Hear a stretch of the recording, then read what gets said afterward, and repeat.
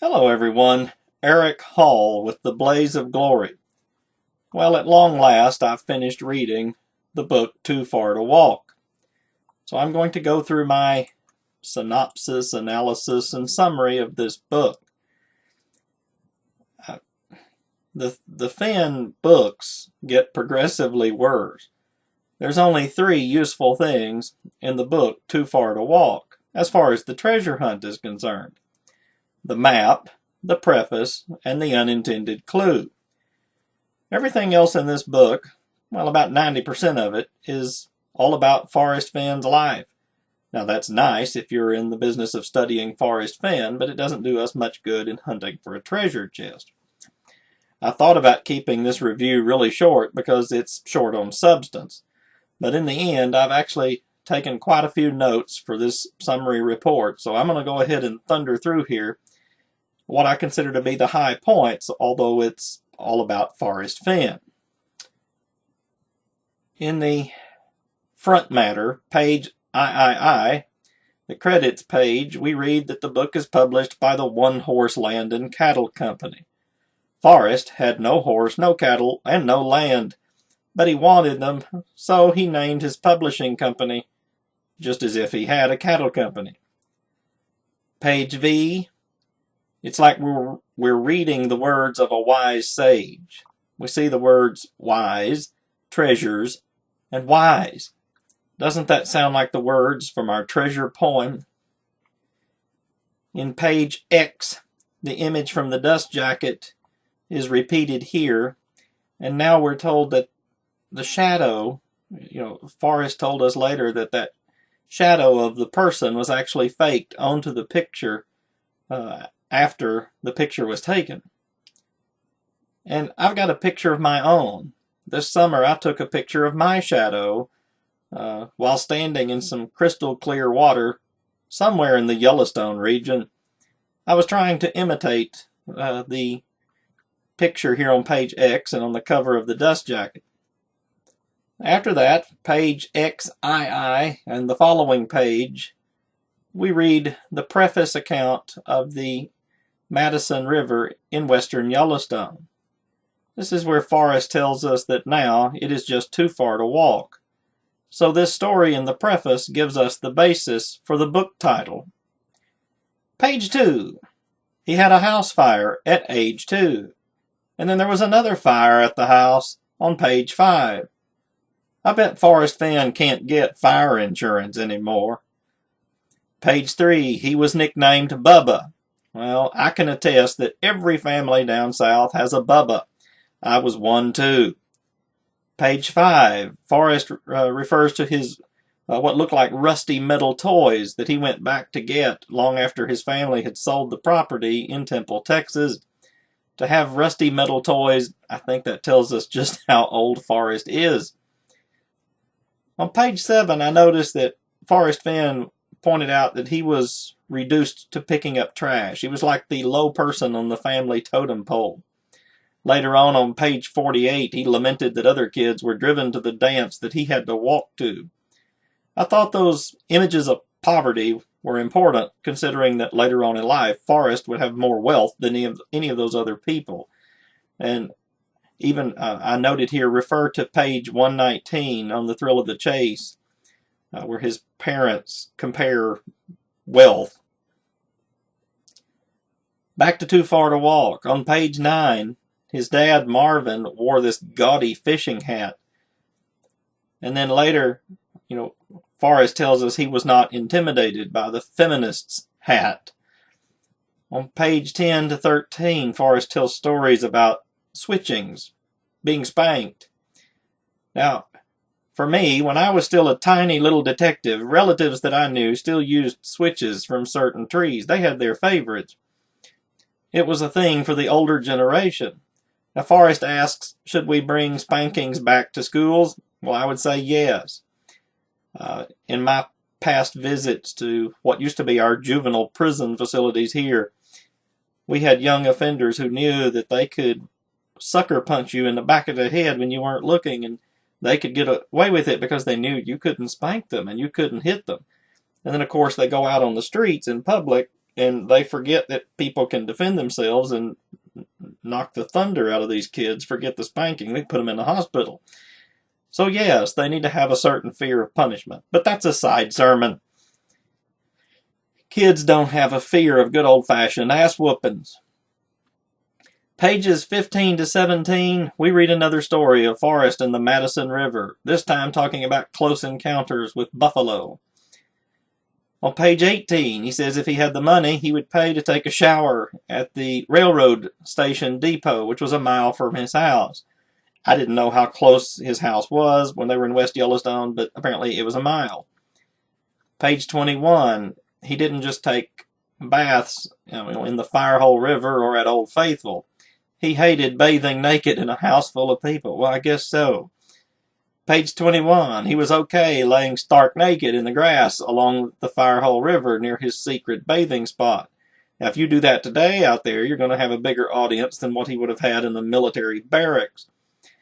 Page 22 tells us that his bathing spot was another one of his special places.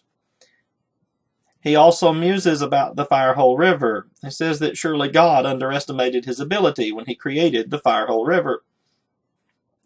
Page 25 to 29, he tells an interesting story about looking at naked people on a dirt road south of Boerne, Texas. Page 29 is another mention of Dr. Pepper. I think that brings us up to like 4 different stories about Dr. Pepper. Page 31, we see the picture of his brother Skippy throwing his baby high up into the air. I hope CPS doesn't see that. On page 8 and 33, Concy, his fishing partner, both of Forrest and of Marvin's. Apparently Concy was also the high school football coach when Forrest was in high school. Page 8, it's a story about fishing Lake Texoma, and then pages 33 to 37, it's fishing at, Grebe or Grebe Lake in central Yellowstone. And it was this coach, Concy, was the guy that they took back to the lake in central Yellowstone as his body was being taken over by Parkinson's. When they went out to the lake, they saw this black limousine with the men in suits and sneakers. What an out-of-place photograph. When I was in Fairbanks, if you saw people in suits, you knew they were out-of-townies. When you see people with suits and tennis shoes, you must be in Washington, D.C., so that's where these people probably came from. On page 34, Forrest was on the Temple High School Kittens football team, and he doesn't remember winning a single game. I didn't realize that me and Forrest had so much in common. I've always been athletically challenged myself. My parents decided I should play soccer around the 1st and 2nd grade. We won 2 games in 2 years. It was an embarrassment.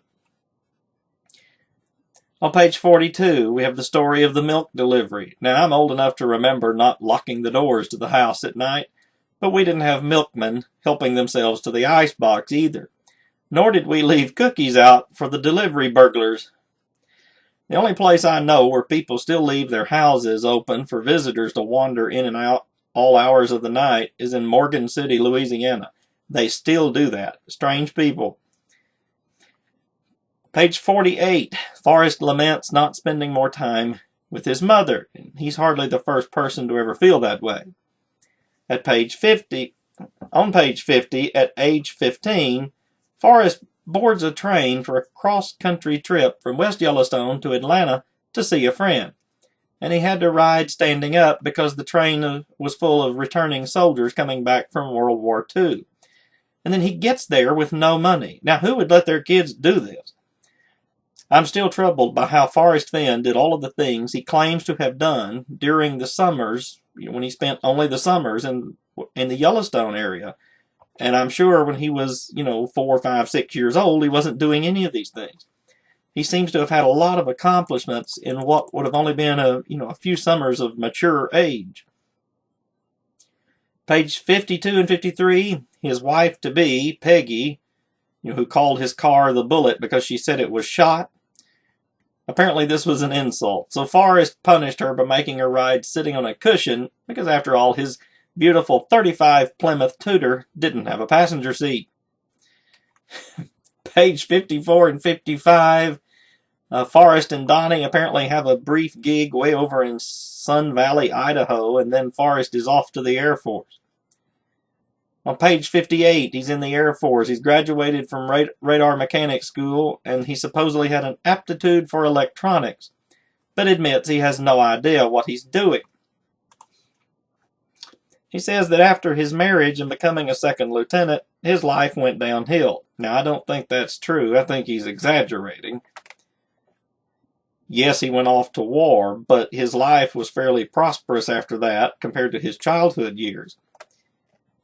Pages 64 to 69, the story of First Lieutenant McNutt, who they called Peanut, who was in charge of supervising all of the flight cadet activities that were outside of classrooms or flight time. And his strict management and discipline created a squadron that was out for revenge. So this is where Forrest gives us that spiel about exercising the freedom of speech as guaranteed under the First Amendment to the Constitution.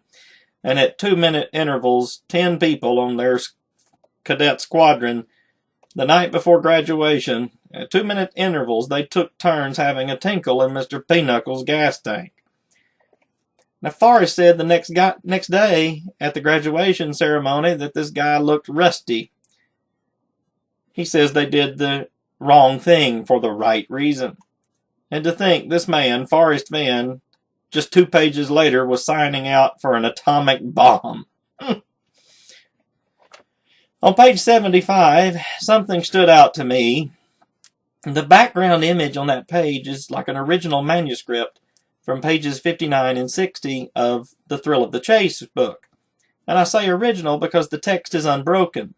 But in the Thrill of the Chase, it carries over to the next page. And this background image we're looking at, it has the story about Osborne Russell and today's Hebgen Dam, and then Forrest and Donnie wandering lost above Red Canyon. But in this background image, it's like taking 2 pages from the Thrill of the Chase and running it together in one script. So I think it was like an original manuscript. Anyway, looking at that background image, it's interesting to me because anything in the books that suggests that we look somewhere around the Yellowstone region, that's going to perk my eyes up because that's where I think the treasure is.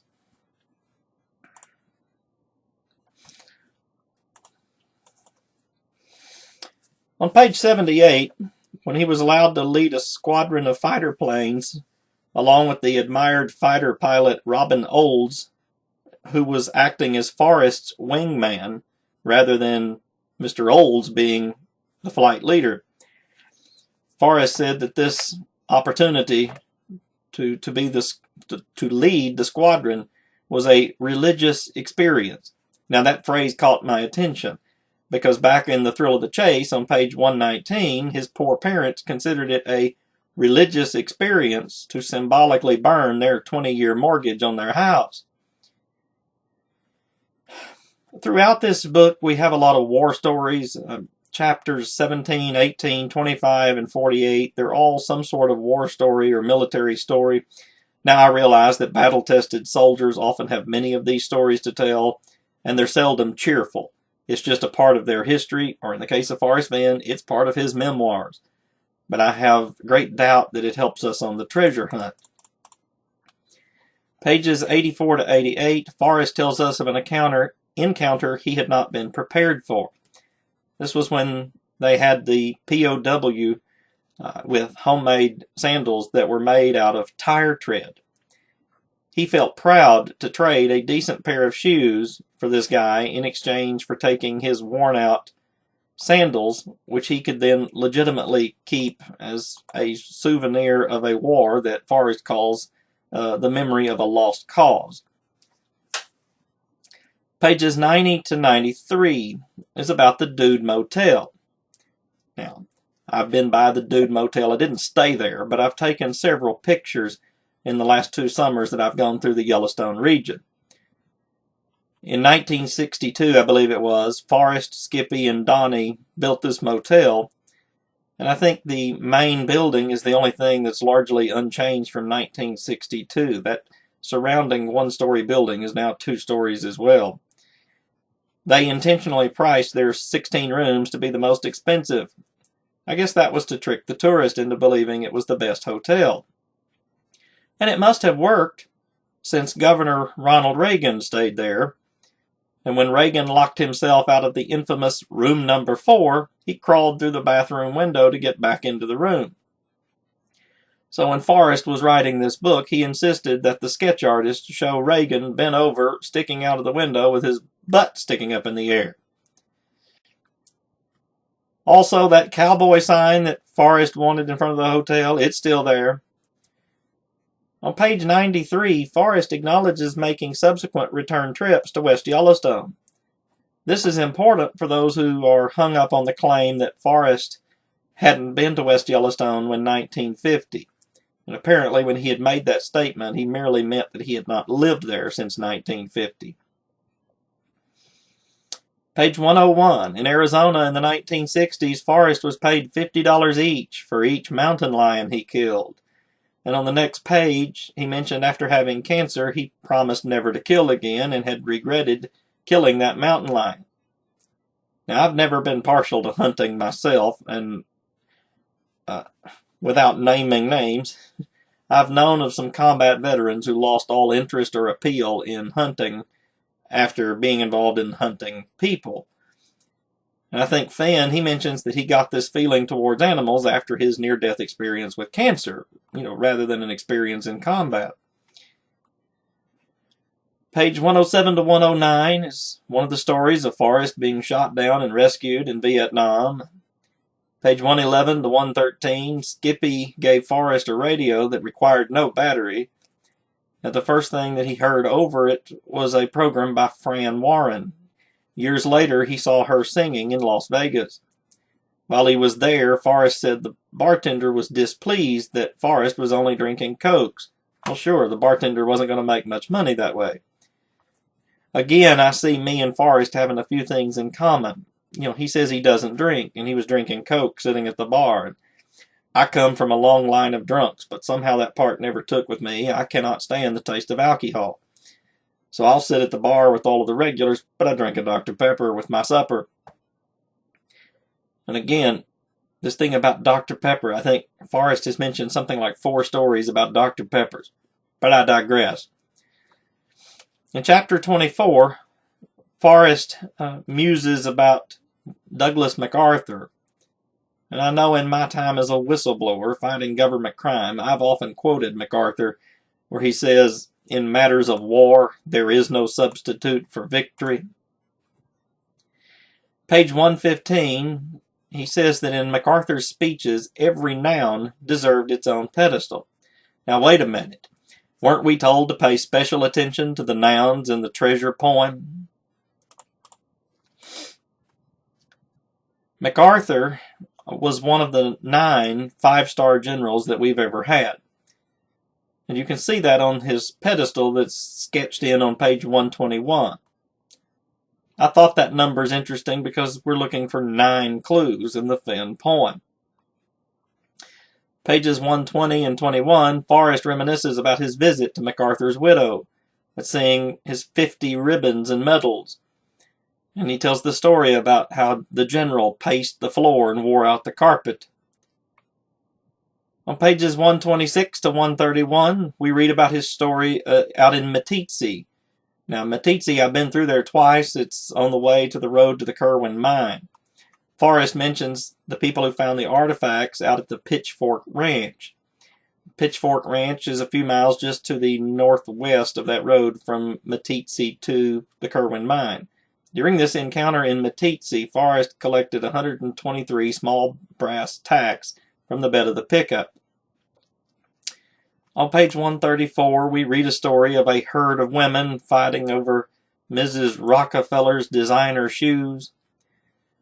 On page 137, Forrest recalls that Joe Rivera called it a disfavor to sell his antiques or Indian artifacts.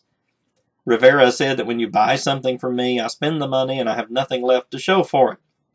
I wonder if Forrest feels the same way about giving us his treasure chest. Forrest said of Rivera, he said, "I felt like buying him a sandwich." Well, that sandwich won't last long either. On page 141, I think there may be another typo in this quote. Instead of "once again," it says "own again." On again, the virtue lies in the struggle, not the prize. Well, I sure hope that doesn't apply to the prize that I'm trying to find up in the Yellowstone region. Page 144, the story of Jackie Kennedy in the early 80s staying in Fenn's gallery guest house. Now this gets touchy.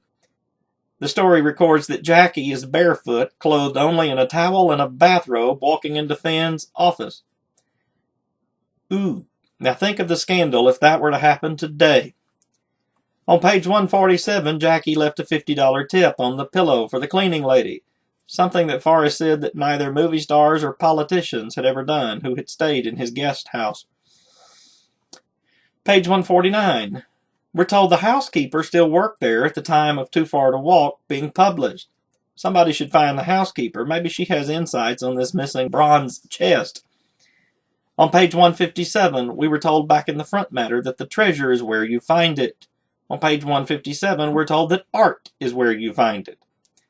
Well, I'd rather have the treasure, whether it's artistic or not. On page 157, Forrest says his waterfall at his house circulates 1,000 gallons of water per minute. Now, I'd like to know if that's true. That's a very high amount of water to have circulating through anything on your property. I don't think they use that much water at a waterslide park. Forrest gives a picture of this swirly pattern that appears in his pond, and he calls that art. And I guess so. It looks kind of like the Starry Night painting by Vincent van Gogh. Does anybody have a picture of Fenn's waterfall? For those of you who've been there, I'm wondering if it might look like the cascading falls that I've seen out at my secret hidey spot. On page 161, Soko, an African trader, sold 300 antique wooden carvings to Forrest, and then Peggy, his wife, got angry and went shopping for shoes as some act of protest. And I see this number 300 again, 300 carvings. Page 164, Forrest says I'd much rather have a bad painting by a great artist than a great painting by an unknown. Now that's not even true. Maybe it was before Fenn made all of his wealth selling fake forgery art, but he later complained at people who wanted a painting, and then they found out that it was a forgery and they wouldn't want it. You know, he tells us that he couldn't understand why people only liked it when they thought it was priceless. After all, it's the same image, the same painting. Who knows it's fake? Chapter 32 is where Forrest met Bella Abzug, the severe feminazi. On page 168, after several glasses of wine, Forrest confronted Abzug. Wait a minute, I thought Forrest didn't drink. He's drinking several glasses of wine so he can confront this lady. She was a bitter person. Her biographer said she was born yelling. But on page 168, Forrest goes up to her and says, I've never liked you, but maybe I could be wrong. And he says, yes, I really said that. On page 170, during Abzug's rant, Forrest says, I'm not intimidated by your hat. I love that attitude. He's on 172, he said, I think her hat is getting tight, as she was ranting some more. When their conversation was over, Forrest said, I promised to vote for her, and she promised not to kill me. Page 177, Forrest had a wall constructed as a replica of one he saw in Greece. Now see, I wonder if he has other replicas, like that waterfall. Is it a replica of the one in Vietnam that was mentioned back in The Thrill of the Chase on page 80 and 91? Perhaps the one in my secret hiding spot? Pages 178 to 181. In 1986, Forrest tried to feed gubernatorial candidate Gary Carruthers to an alligator named Beowulf that was in Forrest's pond behind his gallery. Well, I guess that's a good way to hide the body. Mr. Fenn, if I come to visit you someday, I'll stay at a motel. Chapter 35, the forged art business. Okay, here we go. Pages 183 to 184. Forrest and Governor John Connally bought 100 forgeries and decided to sell them to those who were looking for expensive art. On page 187, Governor Connally told Forrest that Forrest would have to take the heat for selling forgeries, because after all, Connolly was a politician. Art dealers apparently can get away with forgeries, but not politicians. Pages 186 to 187, the purchasers had to sign an acknowledgement that they knew they were buying forgeries despite what signature might appear on the front of the painting. Page 189, Forrest Fenn, with a news reporter, paints a scene where individuals admire the art, not knowing it's a forgery, and then why they suddenly would dislike it when you know it is a fake. And, well, Fenn, I can answer that, because you're selling those fakes for a large sum of money, just as if they were real. It's not like you're buying a fake Renoir painting, for $20. Chapter 37, Forrest calls the forests treasures. I think Chapter 37 might be the most intriguing chapter in this book as far as anything to do with an outdoorsy treasure hunt. He refers to forests as treasures. We're looking for a treasure in a forest. On page 197, when he found out that it took 80 acres of trees to print the Sunday edition of the New York Times, it made him angry, and he even went out and had a confrontation with the newspaper. Pages 198 and 199, he goes on musing about the mountains, forests, canyons, hiking. He says even that the pine needles have a healing smell. Aren't we looking for a place with pine and mountains and forests and a canyon? On page 200, he tells us several things. He mentions a Montana evening and canyons again. Well, I like the sound of that. He mentions a winner-take-all approach to personal fulfillment in a canyon in Montana. I'm liking that even more. He goes on to say something about being alone in the mountains. Aren't we looking for a place where he went alone in there, in the mountains? He says on the same page that I'll happily share my national forests with you. And he mentions the mosquitoes. He says for every mosquito you kill, 15 of his friends show up for the funeral. Now, I know a few places around the Yellowstone region that certainly fit that bill. There were some places you had to keep jogging to try to stay ahead of the mosquitoes. They were so atrocious. Pages 202 to 208 on the pricing of Eric Sloane's paintings. Forrest had a difficult time persuading Eric Sloane to sell his paintings at $17 a square inch. But he wanted to establish a par from which he could increase the prices with demand. And after some period of not having success selling his paintings, Eric Sloane agreed to that scheme, and now the Eric Sloane paintings, according to Forrest, now sell for $81 a square inch. I noted here that on page 209, Forrest once again talks about his reverie of the smell of pinyon pine. Now, of course, I know pinyon pine is not in Montana or Wyoming. He mentions that in several places. It's like in that chapter about all of his musings about the forest and losing 80 acres to publish a newspaper. He mentions several different things that grow or that are present, and they're, things that could show up in all different parts of the country. On pages 210 to 212, Forrest travels to Lander and Cody. He became friends with a 14-year-old Avis attendant, and they went together to the middle fork of the Papoja River to look for arrowheads. On page 214, we hear again about that thing from the front matter, that Forrest had no horse, cattle, or land, but he wanted them, so he named his publishing company the One Horse Land and Cattle. Forrest attributes his long life to never having worn a suit and tie to work. It's on page 215. Well, that's nice if you can get money that way without having to wear a suit and tie. 216. Forrest speaks of his archaeology hobby and his work at San Lazaro. He also says the fewer books we publish, the less money we lose. Page 218. There's an image of what looks like a floor vault. It made me wonder if the treasure could be concealed in a similar manner, some sort of a vault in the ground, even though it'll be in a natural setting. On page 223, we see the warm and fuzzy side of Forrest rescuing a dog named Rusty. I think about that Mr. Peanut, who looked rusty. The dog looked abused, hungry, and homeless. I feel the same way about rescuing animals that are in a bad way, and that's what Forrest did with Rusty. On page 224, he lamented government efforts to cull the horse and burro populations, so he took in a couple of burros named Buttercup and Lollipop. On page 228, Forrest admires the wagon that was abandoned along the Santa Fe Trail, and he takes the point of mentioning that the Santa Fe Trail runs 50 feet from his library window. From page 230 to 235, he says the world has lost its darling, that being Amelia Earhart. Now, Earhart had a cabin that was being built along that treacherous road going up to the Kerwin mine. And apparently she had a witty sense of humor, too.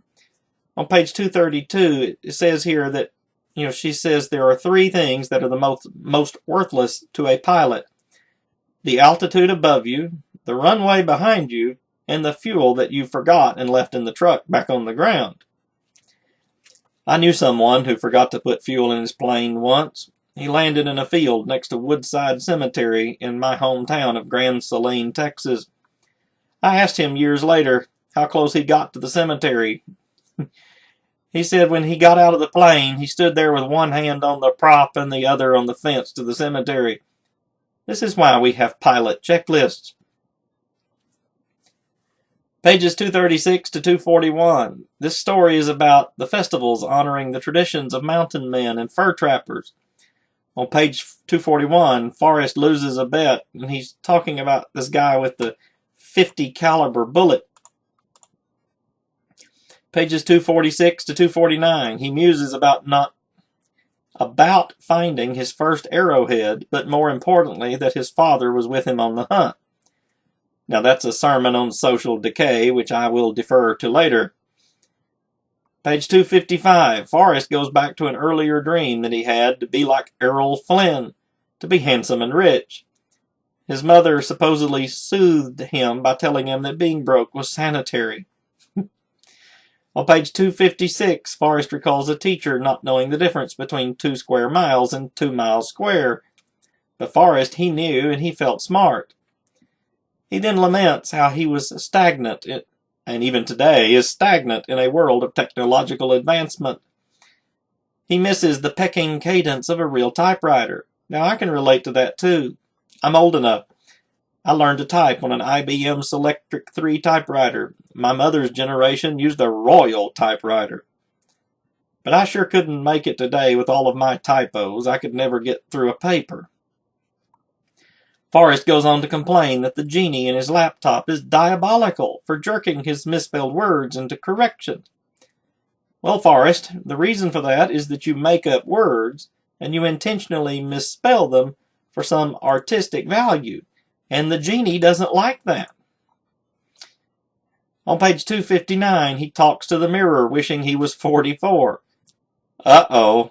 Folks, I'm 44 years old right now as I'm recording this video, and I already wish I was younger. When I was about 25, I could sure go up and down the mountains better. On the colophon, the ending page, I know there has been a great debate about double omegas. The alpha, the omega, the aleph and the tav, the beginning and the end. To use a double omega means the end, the end. Now why would he put that there? Is he being creative, annoying, or revealing a hint? We'll never know. Then of course we have the treasure map at the end of the book. And on the back side of the map, Forrest refers to the thrill of the chase, when he originally published The Treasure Hunt, in the poem. And he tells us here that the path would be direct and sure for the one who knows with certainty the location beforehand. Now doesn't that mean that we can solve all the clues from our desk, even though at other times he's told us that we can't solve everything without being on the ground? What do you think? Feel free to leave your comments. Let me know if you can get me in touch with a first printing of Too Far to Walk. I want to look for those other errors that might be clues. On mine, my book, the second sheet in the book, the credits page before the title page, says that mine is the 4th printing. Also, let me know if you have a picture of Forrest Fenn's waterfall. I really would like to know if his waterfall matches the shape and design of my little secret cascading falls that I found up in a secluded spot in the mountains. And remember to click like, share, subscribe, and donate.